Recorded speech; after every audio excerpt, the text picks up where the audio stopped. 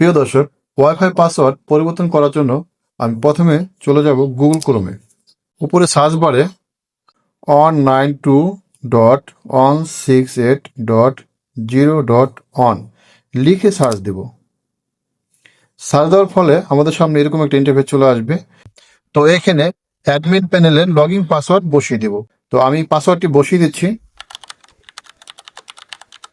Password বসানো complete হয়ে গেলে নিচের দিকে দেখবেন লগইন নামে একটি অপশন রয়েছে।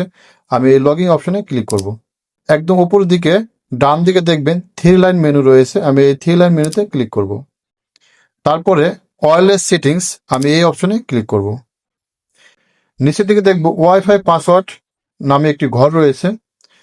তো এই ঘর থেকে পুরাতন পাসওয়ার্ডটা রিমুভ করে আমি নতুন পাসওয়ার্ড বসিয়ে দিব।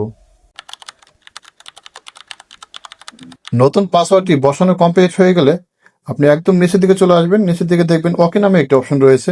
আমি এই ওকে নামে অপশনে ক্লিক করব। আবার একটি ওকে নামে অপশন চলে আসবে। আমি এই ওকে নামে অপশনে আরেকবার ক্লিক করব। ক্লিক করার সাথে সাথে আপনারা উপর দিকে দেখতেছেন যে আমার ওয়াইফাই নেটওয়ার্কটি আমার মোবাইল থেকে বিচ্ছিন্ন হয়ে গেছে।